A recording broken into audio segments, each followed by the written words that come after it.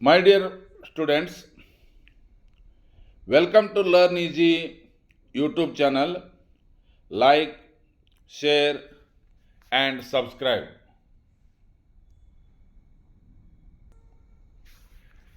ಆತ್ಮೀಯ ವಿದ್ಯಾರ್ಥಿನಿಯರೇ, ಕರ್ನಾಟಕ ಶಾಲಾ ಪರೀಕ್ಷೆ ಮತ್ತು ಮೌಲ್ಯ ನಿರ್ಣಯ ಮಂಡಳಿ ಮಲ್ಲೇಶ್ವರಂ ಬೆಂಗಳೂರಿವರು 2025 ಮಾರ್ಚರಲ್ಲಿ ನಡೆಯುವಂಥ SSLC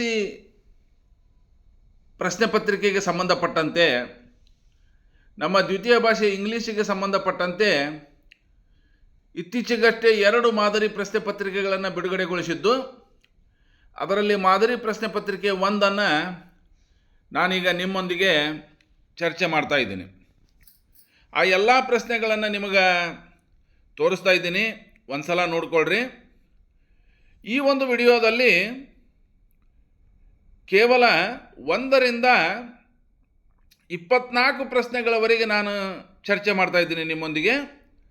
ನಮ್ಮ ನೆಕ್ಸ್ಟ್ ವಿಡಿಯೋದಲ್ಲಿ ಮತ್ತೆ ಉಳಿದ ಪ್ರಶ್ನೋತ್ತರಗಳನ್ನು ಚರ್ಚೆ ಮಾಡುವಂಥ ಒಂದು ಪ್ರಯತ್ನವನ್ನು ಮಾಡೋಣ. ಈಗ ಮೊದಲನೇ ಪ್ರಶ್ನೆ, choose the appropriate question tag and fill in the blank. Jorita comes to school regularly ಅಂತ ಕೊಟ್ಟಾರ. ಜೋರಿತಾ ಪ್ರತಿ ದಿವಸವೂ ಶಾಲೆಗೆ ಬರುತ್ತಾಳೆ. It is a habitual action. ಯಾವುದೇ ಹ್ಯಾಬಿಚುವಲ್ ಆ್ಯಕ್ಷನನ್ನು ಸಿಂಪಲ್ ಪ್ರೆಸೆಂಟ್ ಟೆನ್ಸ್ನೊಳಗೆ ಬರೀಬೇಕನ್ನೋದು ನಿಯಮ. ಹೀಗಾಗಿ ಅವರು ಅದನ್ನು ಸಿಂಪಲ್ ಪ್ರೆಸೆಂಟ್ ಟೆನ್ಸ್ನಾಗ ಬರ್ದಾರೆ. ಕ್ರಿಯಾಪದ ಕಮ್ ಐತಿ, ಅದಕ್ಕೆ ಎಸ್ ಅನ್ನೋ ಪ್ರತ್ಯಯವನ್ನು ಹಚ್ಚಾರ. ಸಾದಾ ವರ್ತಮಾನ ಕಾಲದ ಮೊದಲನೇ ನಿಯಮ. ಈಗ ಕ್ವಶನ್ ಟ್ಯಾಗ್ ಮಾಡುವ ಹೊತ್ನ್ಯಾಗ ಏನು ಹೇಳ್ತಾರೆ, ಸ್ಟೇಟ್ಮೆಂಟ್ ಅಫರ್ಮೇಟಿವ್ ಇದ್ದರೆ ಕ್ವಶನ್ ಟ್ಯಾಗನ್ನು ನೆಗೆಟಿವ್ ಮಾಡಬೇಕು. ಮತ್ತು ಇಲ್ಲಿ ಯಾವುದೇ ಟು ಬಿ ಫಾರ್ಮ್ಗಳು ಇಲ್ಲ ಅಂದ್ರೆ ಟು ಡು ಎಂಬ ಕ್ರಿಯಾಪದವನ್ನು ತೆಗೆದುಕೊಂಡು ಕ್ವಶನ್ ಟ್ಯಾಗ್ ಮಾಡ್ಬೇಕಂತ ಹೇಳ್ಯಾರ. ಇನ್ನು ಚಾರ್ಟ್ ಆಫ್ ಪ್ರೊನೌನ್ಯಾಗ Jorita third person singular number she ಆಗೋದ್ರಿಂದ ಇಲ್ಲಿ ಶಿ ಅನ್ನೇ ತೆಗೆದುಕೋಬೇಕಾಗುತ್ತೆ. ಶೀದ ಮುಂದೆ ಯಾವಾಗಲೂ ಡೂ ಬರೋದಿಲ್ಲ, ಡಸ್ ಬರ್ತೈತಿ. ಹೀಗಾಗಿ ಡಸನ್ನು ತೆಗೆದುಕೊಂಡು ಅದನ್ನು ಕ್ವಶನ್ ಟ್ಯಾಗನ್ನು ನೆಗೆಟಿವ್ ಮಾಡೋದ್ರ ಸಲುವಾಗಿ ನಾಟನ್ನು ಹಚ್ಚಿ ಅದರ ಮುಂದೆ ಶಿ ಅಂತ ಬರೆದ್ಬಿಟ್ರೆ ಅದು ಸರಿಯಾದ ಉತ್ತರ ಆಗುತ್ತೆ. ಹೀಗಾಗಿ option A is A right answer, doesn't she. ಇನ್ನು ಅದೇ ರೀತಿ ಎರಡನೇ ಪ್ರಶ್ನೆಗೆ ಹೋಗೋದಾದ್ರೆ ಲ್ಯಾಂಗ್ವೇಜ್ ಫಂಕ್ಷನ್ಗೆ ಸಂಬಂಧಪಟ್ಟಂಗೆ ಐತೆ ನೋಡ್ರಿ. ಟೀಚರ್ ಮತ್ತು ಅನು ನಡುವೆ ಸಂಭಾಷಣೆ ನಡೀತಾ ಇದೆ. Teacher why are you looking sad Anu ಅಂತ ಕೇಳ್ತಾ ಇದ್ದಾರೆ. ಅನು ಹೇಳಿದ್ಲು I study hard yet I got less marks in the exam ಅಂತ. ನೀವು ಅಂಡರ್ಲೈನ್ ಮಾಡಿದ ಸೆಂಟೆನ್ಸನ್ನು ಭಾಳ ಗಮನವಿಟ್ಟು ನೋಡಬೇಕು. ನಾನು ಎಷ್ಟೇ ವರ್ಕ್ ಮಾಡಿದರೂ ಕೂಡ ನನಗೆ ಮಾರ್ಕ್ಸ್ ಚಳಿ ಬಂದಿಲ್ಲ ಅಂದಾಗ ಟೀಚರ್ ಏನು ಹೇಳಿದರು ನೋಡ್ರಿ. Don't worry, prepare A good time table and follow it. ಒಂದು ಒಳ್ಳೆಯ ಒಂದು ಟೈಮ್ ಟೇಬಲನ್ನು ಮಾಡಿಕೊಂಡು ಚೆನ್ನಾಗಿ ಅಭ್ಯಾಸ ಮಾಡು, ಅದನ್ನು ಫಾಲೋ ಮಾಡು, ಖಂಡಿತವಾಗಿ ನೀನು ಒಳ್ಳೆಯ ಅಂಕಗಳನ್ನು ಗಳಿಸ್ತೀಯ ಅಂತ ಹೇಳ್ಯಾರ. ಹಾಗಾದರೆ prepare A good time table and follow it ಅನ್ನೋದು ಇದು ಕ್ಷಮೆನೂ, ಅಪಾಲಜಿ ಅಂದರೆ ಕ್ಷಮೆನೂ ಆಗೋದಿಲ್ಲ, ಇನ್ಫಾರ್ಮೇಷನ್ನೂ ಕೊಡೋದಾಗೋದಿಲ್ಲ, ರಿಕ್ವೆಸ್ಟ್ ಕೊಡೋದು ಆಗೋದಿಲ್ಲ, ರಿಕ್ವೆಸ್ಟೂ ಏನಿಲ್ಲ ಇದ್ರಾಗ. ಇದು ಏನೈತಿ, ಗಿವಿಂಗ್ ಅಡ್ವೈಸ್ ಆಗುತ್ತೆ. ಶಿಕ್ಷಕರು ಹೇಳೋದ್ರಿಂದ ಇದು ಅಡ್ವೈಸ್ ಆಗುತ್ತೆ. ಇನ್ನು ಮೂರನೇ ಪ್ರಶ್ನೆ, ಅಪ್ರಾಪ್ರಿಯೇಟ್ ವರ್ಡ್ಸನ್ನು ತುಂಬಲಿಕ್ಕೆ ಹೇಳ್ಯಾರ. ಇಲ್ಲಿ ಇಫ್ ಕ್ಲಾಸ್ಗೆ ಸಂಬಂಧಪಟ್ಟಂಗೆ ನಾನು ನಿಮಗೆ ಹಿಂದಿನ ನನ್ನ ವಿಡಿಯೋದಲ್ಲಿ ಹೇಳಿದ್ದೆ, ಸಿಂಪಲ್ ಪ್ರೆಸೆಂಟ್ ಟೆನ್ಸ್ ಕೊಟ್ಟಿರುವಂಥ ವಾಕ್ಯ ಸಿಂಪಲ್ ಪ್ರೆಸೆಂಟ್ ಟೆನ್ಸ್ ಇದ್ರೆ ವಿಲ್, ಸಿಂಪಲ್ ಪಾಸ್ಟ್ ಟೆನ್ಸ್ ಇದ್ರೆ ವುಡ್, ಪಾಸ್ಟ್ ಪರ್ಫೆಕ್ಟ್ ಟೆನ್ಸ್ ಇದ್ರೆ ವುಡ್ ಹ್ಯಾವ್ ಅಂತ ಹೇಳಿದ್ದೆ. ಇಲ್ಲಿ ಯು ಹ್ಯಾಡ್ ಸಜೆಸ್ಟೆಡ್, ಹ್ಯಾಡ್ ಅನ್ನೋದು ಹೆಲ್ಪಿಂಗ್ ವರ್ಬ್ ಆಗೈತಿ, ಸಜೆಸ್ಟೆಡ್ V3 ಫಾರ್ಮ್ನೊಳಗೆ ಐತಿ, ಕೊಟ್ಟಿರುವಂಥ ವಾಕ್ಯ ಪಾಸ್ಟ್ ಪರ್ಫೆಕ್ಟ್ ಟೆನ್ಸ್ ಐತಿ. ಹೀಗಾಗಿ ಇದಕ್ಕೆ ಸರಿಯಾದ ಉತ್ತರ option B, would have is a right answer. ಇನ್ನು 4ನೇ ಪ್ರಶ್ನೆಗೆ ಹೋಗೋದಾದ್ರೆ ಇಲ್ಲಿ ಆಕ್ಟಿವೈಸ್ ಪ್ಯಾಸಿವೈಸ್ ಮಾಡೋಕ್ಕೆ ಹೇಳ್ಯಾರ. I am purchasing a car ಅನ್ನೋದು ಪ್ರೆಸೆಂಟ್ ಕಂಟಿನ್ಯೂಸ್ ಟೆನ್ಸ್ನೊಳಗೆ ಐತಿ ವಾಕ್ಯ. ಆ ಅನ್ನೋದು ಸಬ್ಜೆಕ್ಟು, ಯಾಮ್ ಅನ್ನೋದು ಹೆಲ್ಪಿಂಗ್ ವರ್ಬು, ಪರ್ಚೇಸಿಂಗ್ ಅನ್ನೋದು ಮೇನ್ ವರ್ಬು, ಎ ಕಾರ್ ಅನ್ನೋದು ಆಬ್ಜೆಕ್ಟ್. ಆಬ್ಜೆಕ್ಟನ್ನು ಸಬ್ಜೆಕ್ಟ್ ಮಾಡಿದ್ವಿ, ಆಪ್ಷನ್ ಡಿ ನೋಡ್ರಿ. ಆಬ್ಜೆಕ್ಟನ್ನು ಸಬ್ಜೆಕ್ಟ್ ಮಾಡಿದ್ವಿ, ಎ ಕಾರ್ ಫಸ್ಟ್ ಬಂತು, ಹೌದಾ. ಅದೇ ರೀತಿ ಆಯ್ದ object form, subject form, object farm ನೀವು ಈಗಾಗಲೇ ಬಾಯ್ಪಾಟ್ ಮಾಡಿರ್ತೀರಿ. ಐ ಇದ್ರೆ ಮೀ, ವಿ ಇದ್ರೆ ಅಸ್, ಯು ಇದ್ರೆ ಯು, ಹಿ ಇದ್ರೆ ಹಿಮ್, ಸಿ ಇದ್ರೆ ಹರ್, ಇಟ್ಟಿದ್ರೆ ಇಟ್, ದೇ ಇದ್ರೆ ದ್ಯಾಮ. ಅದಕ್ಕೆ ಆಯ್ದ ಆಬ್ಜೆಕ್ಟ್ ಫಾರ್ಮ್ ಏನಾಗೈತಿ, ಮೀ ಆಗೈತಿ. ಇದು 1ನೇ ಸ್ಟೆಪ್ ಮುಗೀತು. ಯಾವುದೇ ಕಂಟಿನ್ಯೂಸ್ ಹೆಲ್ಪಿಂಗ್ ವರ್ಬ್ ಈಸ್ ಐತಿ ಈಸ ಬರ್ತೈತಿ. ಯಾವುದೇ ಕಂಟಿನ್ಯೂಸ್ ಟೆನ್ಸ್ನೊಳಗೆ ಪ್ಯಾಸಿವೈಸ್ ಮಾಡಬೇಕಾದ್ರೆ ಬೀಯಿಂಗ್ ಬರ್ತದೆ. ಹೀಗಾಗಿ ನೀವು ಅಲ್ಲಿ ಬೀಯಿಂಗ್ ಹಾಕೋದನ್ನು ಭಾಳಷ್ಟು ಹುಡುಗರು ನೆನಪಾರ್ತಾರೆ, ನೀವು ನೆನಪಾರಬೇಡ್ರಿ. A car is being purchased ವಿ3 ಫಾರ್ಮು ಪರ್ಚೇಸ್ಡ್. ಯಾವುದೇ ಪ್ಯಾಸಿವೈಸ್ನೊಳಗೆ ಮೇನ್ ವರ್ಬನ್ನು ವಿ3 ಫಾರ್ಮ್ನೊಳಗೆ ಬರೀಬೇಕು. ಹೀಗಾಗಿ ಪರ್ಚೇಸ್ಡ್ ಆಯ್ತು. ಅಬ್ಜೆಕ್ಟಿನಿಂದ ಯಾವಾಗಲೂ ಪ್ರಿಪೋಸಿಷನ್ ಬೈ ಬರ್ತೈತಿ. ಹೀಗಾಗಿ A car is being purchased by me ಅನ್ನೋದು ಸರಿಯಾದ ಉತ್ತರ ಆಗುತ್ತೆ. ಇನ್ನು 5ನೇ ಪ್ರಶ್ನೆ ಸಿಲೆಬಲ್ಗೆ ಸಂಬಂಧಪಟ್ಟಂಗೆ ಐತಿ. 2 ಸಿಲೆಬಲ್ ಇರುವಂಥ ಶಬ್ದ ಯಾವುದು ಅಂತ ಕೇಳ್ಯಾರ. ಕಲರ್. ಕಲರ್ ಅನ್ನೋದು COLOUR. ಅಲ್ಲಿ 2 ಸೌಂಡ್ಗಳದಾವು. 2 ಓವೆಲ್ ಸೌಂಡ್ ಇದ್ದರೆ 2 ಸಿಲೆಬಲ್ ಆಗುತ್ತದೆ. ಹೀಗಾಗಿ colour is a right answer. 6ನೇ ಪ್ರಶ್ನೆ ಕೊಲೊಕೇಟಿವ್ ವರ್ಡ್ಗೆ ಸಂಬಂಧಪಟ್ಟಂಗೆ ಐತಿ. ಟ್ವಿಂಕ್ಲಿಂಗ್ ಸ್ಟಾರ್, ಹೊಳೆಯುವ ನಕ್ಷತ್ರ. ಬೆಲ್ಲು ಅಲ್ಲ, ಬರ್ಡು ಅಲ್ಲ, ರೇನು ಅಲ್ಲ. Twinkling star is a collocative word. ಇನ್ನು ಪಾರ್ಟ್ ಆಫ್ ಸ್ಪೀಚ್ಗೆ ಸಂಬಂಧಪಟ್ಟಂಗೆ ಸಮ್ ಅಂತ ಐತೆ ನೋಡ್ರಿ. ಅಲ್ಲಿ ಸಮ್ಗೆ ಅಂಡರ್ಲೈನ್ ಮಾಡ್ಯಾರ. I need some water. ಎಷ್ಟು ನೀರು, ಎಂತಹ ನೀರು, ಸ್ವಲ್ಪ ನೀರು. ಹೀಗಾಗಿ ಅದನ್ನು ನಾವು ಅಲ್ಲಿ ಅಡ್ಜೆಕ್ಟಿವ್ ಅಂಥೇಳಿ ಬರೆದ್ಬಿಟ್ರೆ ಸರಿಯಾದ ಉತ್ತರ ಆಗುತ್ತೆ. ಇನ್ನು article Ravish is a dash famous doctor. Consonant sound ಐತಿ. ಎ ಫೇಮಸ್ ಡಾಕ್ಟರ್ ಅಂತ ಬರೆದ್ಬಿಟ್ರೆ ಅದು ಸರಿಯಾದ ಉತ್ತರ ಆಗುತ್ತೆ. ಇನ್ನು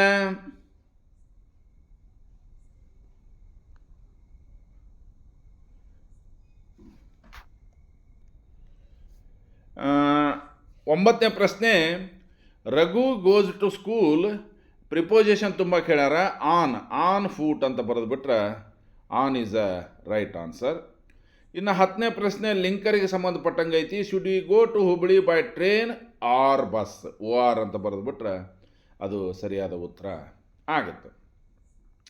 ಇನ್ನು 11ನೇ ಪ್ರಶ್ನೆ ಅಪ್ರಾಪ್ರಿಯೇಟ್ ಟೆನ್ಸ್ ಫಾರ್ಮನ್ನು ತುಂಬಲಿಕ್ಕೆ ಹೇಳ್ಯಾರ. Vishwanath dash in a government school. ಇದು ವರ್ಕಿಗೆ ಸಂಬಂಧ ಹ್ಯಾಬಿಚುವಲ್ ಆ್ಯಕ್ಷನ್ನ ಇದು ಕೂಡ.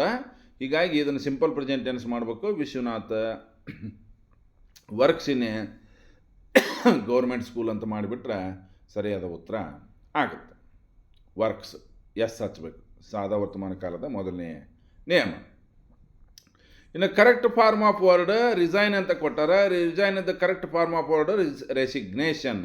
The officer gave resignation letter to his boss ಅಂತ ಬರೀಬೇಕು. RESIGNATION ಅಂತ ಬರೆದ್ಬಿಟ್ರೆ ಸರಿಯಾದ ಉತ್ತರ ಆಗುತ್ತೆ. ಇನ್ನು 13ನೇ ಪ್ರಶ್ನೆ ಬ್ರಷ್ ಅಂತ ಕೊಟ್ಟಾರ. ಬ್ರಷನ್ನು ವರ್ಬ ಮಾಡ್ಬೇಕಂತ ಹೇಳ್ಯಾರ. I brush my teeth every day. ಇಷ್ಟು ಬರೆದ್ಬಿಟ್ರೆ ನಾನು ಪ್ರತಿದಿನ ನನ್ನ ಹಲ್ಲನ್ನು ಉಜ್ಜುತ್ತೇನೆ ಅಂತ ಬರೆದ್ಬಿಟ್ರೆ ಅದು ವರ್ಬ ಆತು. ಇನ್ನು 14ನೇ ಪ್ರಶ್ನೆ ಕಂಪೇರೇಟಿವ್ ಡಿಗ್ರಿ ಮಾಡೋಕ್ಕೆ ಹೇಳ್ಯಾರ. ಕೊಟ್ಟಿರುವಂಥದ್ದು ಸೂಪರೇಟಿವ್ ಡಿಗ್ರಿ ಒಳಗೈತಿ. Bengaluru is the costly city in Karnataka ಅಂತ ಕೊಟ್ಟಾರ. Costliest the comparative form costlier. ಕಂಪೇರೇಟಿವ್ನಾಗ ಯಾವಾಗಲೂ ದ್ಯಾನ್ ಬರ್ತೈತಿ. ಆರ್ಟಿಕಲ್ ದ ಅನ್ನು ತೆಗೆದು ಹಾಕಬೇಕು. Bengaluru is costlier than any other city in Karnataka ಅಂತ ಬರೆದ್ಬಿಟ್ರೆ ಅದು ಸರಿಯಾದ ಉತ್ತರ ಆಗುತ್ತೆ. ಇನ್ನು 15ನೇ ಪ್ರಶ್ನೆ ಡೈರೆಕ್ಟ್ ಇಂಡೈರೆಕ್ಟ್ಗೆ ಮನು ಮತ್ತು ಗಿರೀಶ್ ಅವರು ಮಾತಾಡ್ತಾ ಇದ್ದಾರೆ. ಅಲ್ಲಿ ಸಮರೈಸ್ ಮಾಡಿ ಬಿಟ್ಟಾರೆ ನಿಮಗೆ. Girish said to Manu. I met my friend yesterday ಐತಲ್ಲ. ಐ ಅಂದರೆ ಯಾರು? ಗಿರೀಶ್. ಗಿರೀಶ್ ಅಂದ್ರೆ 3rd ಪರ್ಸನ್ ಸಿಂಗ್ಯುಲರ್ ನಂಬರ್ ಹಿ. ಇಲ್ಲಿ ಕೊಟ್ಟಿರುವಂಥ ವಾಕ್ಯ ಸಿಂಪಲ್ ಪಾಸ್ಟ್ ಟೆನ್ಸ್ನೊಳಗೆ ಐತಿ. ಡೈರೆಕ್ಟ್ ಇಂಡೈರೆಕ್ಟ್ಗೆ ರೂಲ್ ಏನು ಹೇಳ್ತೈತೆ ಅಂದ್ರೆ simple past tense change into past perfect. ಹೀಗಾಗಿ Girish said to Manu. He had met. My friend ಇದ್ದದ್ದು ಹೀಸ್ ಫ್ರೆಂಡ್. ಎಸ್ಟರ್ಡೇ ಇದ್ದದ್ದು day before. So Girish said to Manu. he had met his friend day before ಅಂತ ಬರೆದ್ಬಿಟ್ರೆ ಅದು ಸರಿಯಾದ ಉತ್ತರ ಆಗುತ್ತೆ. ಇನ್ನು 16ನೇ ಪ್ರಶ್ನೆ Peter washes his clothes 4 times ಅಂತ ಕೇಳ್ಯಾರ. 4 times ಅನ್ನೋದು ಉತ್ತರ ಬರಬೇಕು. ಅಂದರೆ ಎಷ್ಟು ಸಲ ಪೀಟರ್ ಬಟ್ಟೆಯನ್ನು ವಾಶ್ ಮಾಡ್ತಾ ಇದ್ದು ವಾರದೊಳಗಂತ. How many times Peter washes his clothes a week ಅಂತ ಮಾಡಿಬಿಟ್ರೆ ಕ್ವಶನ್ ಮಾರ್ಕ್ ಕೊಟ್ಬಿಟ್ರೆ ಅದು ಸರಿಯಾದ ಉತ್ತರ ಆಗುತ್ತೆ. How many times Peter washes his clothes a week ಅಂತಂದು. ಇನ್ನು 17ನೇ ಪ್ರಶ್ನೆಯೊಳಗೆ 2 ಅಂಕದ ಪ್ರಶ್ನೆ ಇದು. ಈಗ 1ರಿಂದ 16 ಎಲ್ಲವೂ 1 ಅಂಕದ್ವಿದ್ವು. ಈ 17ನೇ ಪ್ರಶ್ನೆ ಏನೈತಲ್ಲ 2 ಅಂಕ. ಇಲ್ಲಿ 2 ತಪ್ಪುಗಳದಾವು. ಒಂದು ಸ್ಪೆಲ್ಲಿಂಗ್ ಮಿಸ್ಟೇಕ್ ಐತಿ, ಇನ್ನೊಂದು ಎಡ್ವರ್ಬಿಯಲ್ ಮಿಸ್ಟೇಕ್ ಐತಿ. Ravindra thought for a moment ran quick to help his friend. ಇಲ್ಲೇ ಮೊದಲನೇದು ಮೂಮೆಂಟ್ ಅಂದರೆ ಈ ಮೂಮೆಂಟ್ ಅಲ್ಲಿದು MOV ಅಲ್ಲ, MOMENT ಮೂಮೆಂಟ್ ಕ್ಷಣ. ಅದು ಸ್ಪೆಲ್ಲಿಂಗ್ ಮಿಸ್ಟೇಕ್ ಕರೆಕ್ಷನ್ ಆಗಬೇಕು. ಎಡ್ವರ್ಬಿಯಲ್ ಮಿಸ್ಟೇಕ್ ಏನಾಗಬೇಕಂದ್ರೆ ರ್ಯಾನ್ ಕ್ವಿಕ್ಲಿ ಆಗ್ಬೇಕು. ಅದು ran quickly to help his friend ಅಂತ ಮಾಡಿಬಿಟ್ರೆ ಅದು ಸರಿಯಾದ ಉತ್ತರ ಆಗುತ್ತೆ. ಇನ್ನು ಅದೇ ರೀತಿ ಇಲ್ಲಿ 2-3 ವಾಕ್ಯದಲ್ಲಿ ಉತ್ತರಿಸಿರಿ ಅಂಥೇಳಿ ಐತಿ. ಒಂದು ಸಲ ಪೂರ್ತಿ ಕ್ವಶನ್ ಪೇಪರನ್ನು ನಿಮಗೆ ತೋರಿಸ್ಬಿಡ್ತೀನಿ. ಇಲ್ಲಿ 2 ಅಂಕದ 7 ಪ್ರಶ್ನೆಗಳಿರ್ತವೆ. ಒಂದೊಂದಕ್ಕೆ 2 ಅಂಕ, ಒಟ್ಟು 14 ಅಂಕಗಳನ್ನು ನೀವು ಇಲ್ಲಿ ಗಳಿಸ್ತೀರಿ. ನಾನು ಇವತ್ತು ಹೇಳಿದ್ನಲ್ಲ 24ರವರೆಗೂ, ಅಂದರೆ ಇಲ್ಲಿವರೆಗೂ 6 ಕ್ವಶನ್ವರೆಗೂ ನಾನು ಏನು ಮಾಡೀನಿ ಈ ವಿಡಿಯೋದಲ್ಲಿ ನಿಮ್ಮ ಜೊತೆ ಚರ್ಚೆ ಮಾಡ್ತಾಯಿದ್ದೀನಿ. ಇನ್ನು 25ನೇ ಪ್ರಶ್ನೆಯಿಂದ ಎಲ್ಲ ನೋಡ್ಕೊಂಬಿಡ್ರಿ ಒಂದು ಸಲ. 5-6 ವಾಕ್ಯದಲ್ಲಿ ಉತ್ತರಿಸಿರಿ, 2 ಅದಾವು, ಒಂದೊಂದಕ್ಕೆ 3-3 ಅಂಕ. ಅವುಗಳನ್ನು ನೀವು ಬಿಡಿಸ್ಬೇಕಾಗತ್ತೆ. ಒಟ್ಟು 6 ಅಂಕಗಳನ್ನು ಗಳಿಸ್ತೀರಿ. ಇಲ್ಲಿ ಎಕ್ಸ್ಟ್ರಾಕ್ಟ್ಗೆ ಸಂಬಂಧಪಟ್ಟಂಗೆ 27, 28, 29, 30 4 ಪ್ರಶ್ನೆಗಳು ಇರ್ತವೆ. ಆ 4 ಪ್ರಶ್ನೆಗಳಿಗೆ ಒಟ್ಟು 12 ಅಂಕಗಳಿರ್ತವೆ. ಅವನು ಒಂದು ಸಲ ನೋಡಿಕೊಡ್ರಿ. ನಮ್ಮ ಮುಂದಿನ ವಿಡಿಯೋದಲ್ಲಿ ಡೀಟೇಲ್ ಆಗಿ ಚರ್ಚೆ ಮಾಡೋಣ. ಇನ್ನು ಕಂಟಿನ್ಯೂ ಕ್ವಶನ್ ನಂಬರ್ 31 ಇರ್ತೈತಿ. ಅಲ್ಲಿ ಪ್ರೊಫೈಲ್ ರೇಟಿಂಗ್ ಐತಿ, ಶರತ್ ಕುಮಾರ್ ಅವ್ರ ಬಗ್ಗೆ ಐತಿ, ಅದು ಕೂಡ 3 ಅಂಕದ ಪ್ರಶ್ನೆ ಆಗಿರ್ತೈತಿ.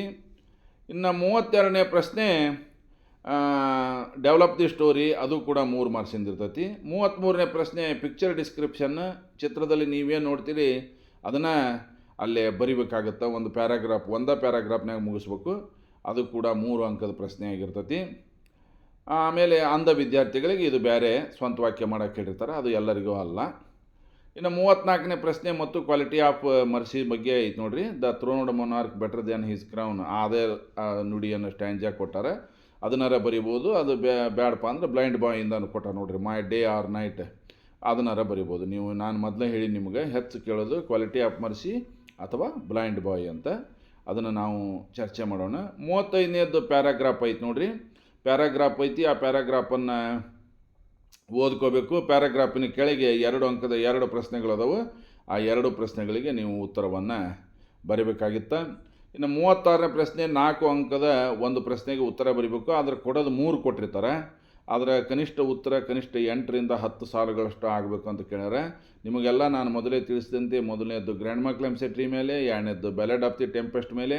ಹೌದಾ, ಬ್ಯಾಲೆಡ್ ಆಫ್ ದಿ ಟೆಂಪೆಸ್ಟ್ ಕಂಠಪಾಠ ಕೊಡಲಿಲ್ಲ ಅಂದ್ರೆ ಅದ್ರ ಮೇಲೆ ಖಂಡಿತವಾಗಿ 4 ಅಂಕದ ಲಾಂಗ್ ಕ್ವಶನ್ ಬರ್ತೈತಿ ಅಂತ ಹೇಳಿದ್ದೆ ನಿಮಗೆ. ಅದು ಇಲ್ಲ ಅಂದ್ರೆ ವಿ.ಕೆ. ಗೋಕಾಕ್ ಅವರು ಬರೆದಂಥ ಸಾಂಗ್ ಆಫ್ ಇಂಡಿಯಾದ ಮೇಲೆ ಲಾಂಗ್ ಕ್ವಶನನ್ನು ಕೊಡ್ತಾರೆ. ಈ 3ರೊಳಗೆ ಯಾವುದಾದ್ರೂ ಒಂದನ್ನು ಕನಿಷ್ಠ 8ರಿಂದ 10 ಸಾಲುಗಳಷ್ಟು ಬರೀಬೇಕು. ಇನ್ನು 37ನೇ ಪ್ರಶ್ನೆ ನೋಡ್ರಿ, ಎಸ್ಸೆಗೆ ಸಂಬಂಧಪಟ್ಟಂಗೆ ಐತಿ. ಸಾಮಾಜಿಕ ಅನಿಷ್ಟಗಳು, ಸೋಷಿಯಲ್ ಎವಿಲ್ಸ್ ಅಂತ ಕೇಳ್ಯಾರ. ಪ್ಲಾಸ್ಟಿಕ್ ನಿಷೇಧದ ಬಗ್ಗೆ ಕೇಳ್ಯಾರ. ಆಮೇಲೆ ಪರಿಸರ ಮಾಲಿನ್ಯ, ಎನ್ವಿರಾನ್ಮೆಂಟಲ್ ಪೊಲ್ಯೂಷನ್ ಅಂತ ಕೇಳ್ಯಾರ. ಅಲ್ಲಿ 3 ಕೂಡಿಸಿ ಬರೀಬೇಕು ನೀವು. Water pollution, air pollution, noise pollution, soil erosion, ಇವಿಷ್ಟು ಸೇರಿಸಿದಾಗ ಅದು ಎನ್ವಿರಾನ್ಮೆಂಟಲ್ ಪೊಲ್ಯೂಷನ್ ಆಗುತ್ತೆ. ಅದ್ರ ಬಗ್ಗೆ ಕೂಡ ನಾನು ನೆಕ್ಸ್ಟ್ ಇದರೊಳಗೆ ಡೀಟೇಲಾಗಿ ಆ ಎಸ್ಸೆಯನ್ನು ನಿಮಗೆ ತೋರಿಸ್ತೀನಿ. ಇನ್ನು ಕೊನೆಯ ಪ್ರಶ್ನೆ 38ನೇ ಪ್ರಶ್ನೆ ಪತ್ರ ಲೇಖನಕ್ಕೆ ಸಂಬಂಧಪಟ್ಟಂಗೆ ಇರ್ತೈತಿ. ಒಂದು ಆಫೀಸಿಯಲ್ ಲೆಟರ್ ಇರ್ತೈತಿ, ಒಂದು ಪರ್ಸ್ನಲ್ ಲೆಟರ್ ಇರ್ತೈತಿ. ನೀವು ಪಾವನಿ ಅಥವಾ ಪ್ರವೀಣ್ ಅಂತ ತಿಳ್ಕೊಂಡು ತುಮಕೂರಿನ ಜಯನಗರದಲ್ಲಿರುವಂಥ ಸರ್ಕಾರಿ ಪ್ರೌಢಶಾಲೆಯಲ್ಲಿ ಓದುತ್ತಾ ಇರುವಂಥ ವಿದ್ಯಾರ್ಥಿ, ನೀವು ನಿಮ್ಮ ಫ್ರೆಂಡಿಗೆ ಪತ್ರ ಬರೀಬೇಕು. ನಿಮ್ಮ school day function, write a letter to your friend inviting, ನಿಮ್ಮ ಫ್ರೆಂಡ್ಗೆ ನಿಮ್ಮ ಆ್ಯನ್ಯುವಲ್ ಡೇಗೆ ಬರೋಕ್ಕೆ ಆಹ್ವಾನ ಮಾಡಿ ನಿಮ್ಮ ಫ್ರೆಂಡ್ಗೆ ಒಂದು ಪತ್ರ. ಇದು ಪರ್ಸ್ನಲ್ ಲೆಟರ್. ಇದು ಬೇಡಪ್ಪ ಅಂತಂದರೆ ನೀವು ಗ್ರಾಮ ಪಂಚಾಯತಿ ಪೀಡುವಾಗ ಪಂಚಾಯತಿ ಡೆವಲಪ್ಮೆಂಟ್ ಆಫೀಸರ್ ಅಂತ ಹೇಳ್ತೀವಲ್ಲ, ನಿಮ್ಮ ಸ್ಕೂಲ್ ಪ್ರಿಮೈಸಿಸ್ ಸ್ವಲ್ಪ ಭಾಳ ಅನ್ಹೈಜಿನಿಕ್ ಐತಿ. ಅದರಿಂದ ಬಹಳಷ್ಟು ಸೊಳ್ಳೆಗಳ ಕಾಟ ಹೆಚ್ಚಾಗಿ ಡೆಂಗ್ಯೂ ಕೇಸಸ್ಗಳು ಹೆಚ್ಚಾಗಕ್ಕಂಥವು. ಅದಕ್ಕೆ ಅದನ್ನೆಲ್ಲ ಸ್ವಲ್ಪ ಕ್ಲೀನ್ ಮಾಡಿಸಂಥೇಳಿ ವಿಲೇಜ್ ಪಂಚಾಯತಿ PDOಗೆ ಒಂದು ಪತ್ರ ಬರೀಬೇಕು. ಇದು ಆಫೀಷಿಯಲ್ ಲೆಟರು. ನನ್ನ ಒಂದು ಒಪಿನಿಯನ್ ಪ್ರಕಾರ ಪರ್ಸ್ನಲ್ ಲೆಟರ್ ಭಾಳ ಬೆಟರ್ ಅಂತ ನನಗನ್ಸುತ್ತೆ. Choice is yours.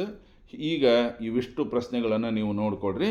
ನಾನೀಗ ನೆಕ್ಸ್ಟ್ ಈ ನನ್ನ ಪ್ರಶ್ನೋತ್ತರಗಳಿಗೆ ಹೋಗ್ತೀನಿ.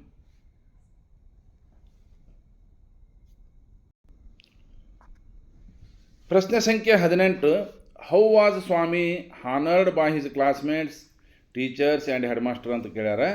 ಸ್ವಾಮಿ ತನ್ನ ಸಹಪಾಠಿಗಳಿಂದ, ಶಿಕ್ಷಕರಿಂದ, ಮುಖ್ಯೋಪಾಧ್ಯಾಯರಿಂದ ಹೇಗೆ ಗೌರವಿಸಲ್ಪಟ್ಟ ಅಂಥೇಳಿ. Swami's classmates looked at him with a great respect. His a teachers patted is back and the head master ಸ್ವಲ್ಪ ಅದನ್ನು ಸರಿ ಮಾಡ್ಕೊರಿ, ಸ್ಪೆಲ್ಲಿಂಗ್ ತಪ್ಪೈತಿ, HEDMASTER. Head master praised him as he was a real scout ಅಂತಂದು ಬರೆದುಬಿಟ್ರೆ ಅದು 2 ಅಂಕದ ಉತ್ತರ ಸರಿಯಾಗಿ ಆಗತ್ತೆ. ಇನ್ನು ಮುಂದಿನ ಪ್ರಶ್ನೆ, Ambedkar had a great thirst for books justify ಅಂತಂದು ಕೇಳ್ಯಾರ. Ambedkar had a insatiable thirst for books. He bought 2000 word books from New York, sent them in 32 boxes. He purchased books saving money by curtailing his daily needs. ಇದು ಭಾಳ important. ತನ್ನ ಜೀವನಾವಶ್ಯಕತೆಗಳಿಗೆ ಕೊರತೆ ಮಾಡಿಕೊಂಡು ಉಳಿದ ಹಣದಲ್ಲಿ ಪುಸ್ತಕಗಳನ್ನು ಖರೀದಿ ಮಾಡ್ತಿದ್ರಲ್ಲ, ಇದು ಅಂಬೇಡ್ಕರ್ ಅವರ ಪುಸ್ತಕ ಪ್ರೀತಿಯನ್ನು ತೋರಿಸುತ್ತದೆ ಅಂಥೇಳಿ ಬರಿಬೇಕು.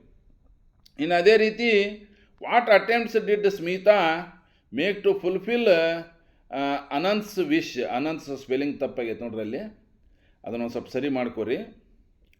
Smita went to concert with our father and requested Pandit Ravishankar come to her house for the sake of Ananth. ANANTH ಆಗ್ಬೇಕದು, ಮೇಲೆ ಸ್ವಲ್ಪ ಅದನ್ನು ಅಪೋಸ್ಟಪಿ ಮಾಡ್ಕೊರಿ. ANANTH ಬರೆದು ಮೇಲೆ ಅಪೋಸ್ಟಪಿ ಹೊಡಿಬೇಕು. ಅನಂತ್ಸ್ ವಿಶ್.